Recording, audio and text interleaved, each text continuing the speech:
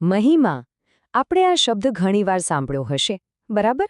પણ શું આપણે ખરેખર સમજીએ છીએ કે એનો અર્થ શું થાય છે? ચાલો, આજે એક બહુ જ ઊંડાણપૂર્વકના ઉપદેશમાંથી આ ગજબના ખ્યાલને સમજવાની કોશિશ કરીએ. ઓકે, તો સૌથી પહેલાં ચાલો એકદમ મૂળભૂત સવાલથી શરૂ કરીએ. જ્યારે કોઈ મહિમા શબ્દ બોલે, ત્યારે આપણા મનમાં સૌથી પહેલો વિચાર શું આવે છે? કઈ તસવીર ઊભી થાય છે? અને ખબર છે, મજાની વાત એ છે કે આ સમજૂતીની શરૂઆત આપણા રોજબરોજના જીવનથી જ થાય છે. આપણને આપણી આસપાસ જ જોવાનું કહેવામાં આવ્યું છે, કારણ કે મહિમાના દાખલા એ તો ચારે બાજુ છે.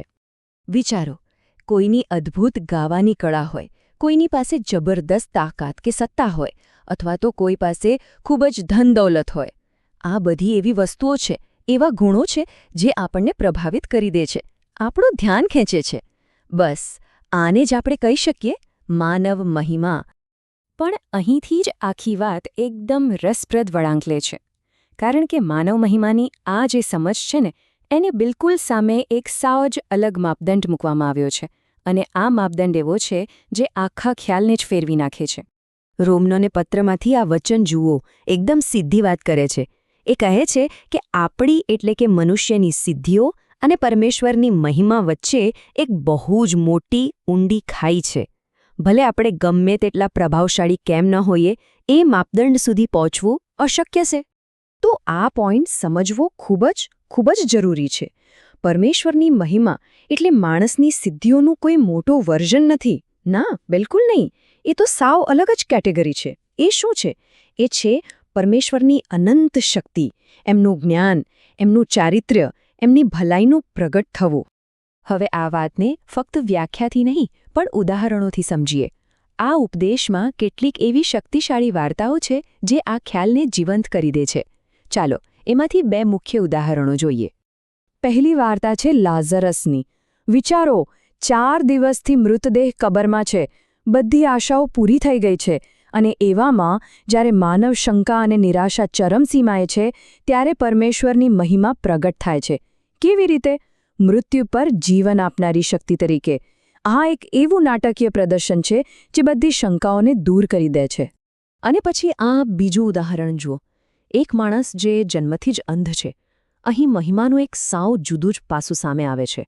એ બતાવે છે કે ક્યારેક દુઃખ પાછળ પણ એક મોટો હેતુ હોય છે. અહીં એ માણસનો જીવનભરનો અંધકાર એ પરમેશ્વરના એવા કામને પ્રગટ કરવાનું માધ્યમ બને છે જે આપણી સામાન્ય સમજની બહાર છે.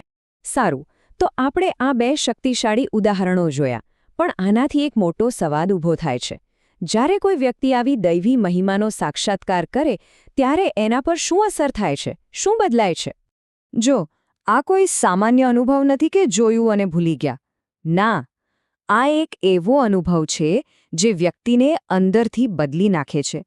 એને એક એવી ક્ષણ તરીકે વર્ણવવામાં આવી છે જે તમને તમારી જાતને ભૂલાવી દે, તમને એક નવી જ દિશામાં વાળી દે અને પાછળ ચાલવા માટે મજબૂર કરી દે. અને આની પહેલી અસર શું થાય છે? એકદમ ઊંડી નમ્રતા. શિષ્ય પીટરનું ઉદાહરણ જુઓ. જેવી એ પરમેશ્વરની શક્તિનો અનુભવ કરે છે, એના મોઢામાંથી શું નીકળે છે? હે પ્રભુ, મારાથી દૂર રહો, કારણ કે હું પાપી છું. એ દૈવી મહિમાના તેજમાં આપણો પોતાનો અહંકાર, આપણી સિદ્ધિઓ, બધું જ નાનું લાગવા માંડે છે. પોતાની અપૂર્ણતાનો એકદમ તીવ્ર અહેસાસ થાય છે. અને બીજી અસર તો એનાથી પણ વધારે ઊંડી છે. એ છે ઓળખનું સંપૂર્ણ પરિવર્તન. પોલના શબ્દો જુઓ. હવે હું નથી જીવતો, પણ ખ્રિસ્ત મારામાં જીવે છે. એટલે કે જે જૂનો હું હતો, જે અહંકાર હતો, એ જાણે મરી જાય છે. અને એની જગ્યાએ એક નવો હેતુ, એક નવું કેન્દ્રબિંદુ આવી જાય છે જે હવેથી જીવનને દોરે છે. તો આપણે આટલી બધી વાત કરી. માનવ મહિમા, દૈવી મહિમા, એના ઉદાહરણો, એની અસર. પણ આ બધાનો સાર શું છે? આ આખી ચર્ચામાંથી આપણે શું શીખવાનું છે? અને અંતે આ ઉપદેશ આપણને એકદમ સ્પષ્ટ મુદ્દા પર લાવીને મૂકી દે છે. આપણી બુદ્ધિ, આપણી તાકાત, આપણી સંપત્તિ, આ બધી માનવ સિદ્ધિઓ છે. પણ એ બધી ક્ષણભંગુર છે. સમય જતાં ઝાંખી પડી જાય છે. એની સામે સાચી અને ટકી રહેનારી મહિમા ક્યાં જોવા મળે છે? પરમેશ્વરના સંપૂર્ણ જ્ઞાનમાં, એમની અનંત શક્તિમાં અને એમની ક્યારેય ન ખૂટનારી ભલાઈમાં. અને આ જ છે મૂળભૂત પરિવર્તન. જ્યારે કોઈ વ્યક્તિ દૈવી મહિમાનો અનુભવ કરે છે ત્યારે એનો આખો દૃષ્ટિકોણ બદલાઈ જાય છે. એનું ફોકસ હું અને મારું પરથી હટીને પરમેશ્વર પર કેન્દ્રિત થઈ જાય છે. જીવનની ગાડી સ્વકેન્દ્રિતતાના પાટા પરથી ઉતરીને પરમેશ્વર કેન્દ્રિતતાના પાટા પર ચાલવા લાગે છે. અને એટલે જ આ આખી વાતચીત અંતે આપણને એક જ સવાલ પર લાવીને ઊભી રાખે છે, એક પસંદગી પર. મનુષ્યની મહિમા કે પરમેશ્વરની? આપણું જીવન કોના આધારે ચાલશે? આપણી ક્ષણિક સિદ્ધિઓના આધારે કે પછી એ શાશ્વત મહિમાના આધારે? વિચારવા જેવો સવાલ છે ને?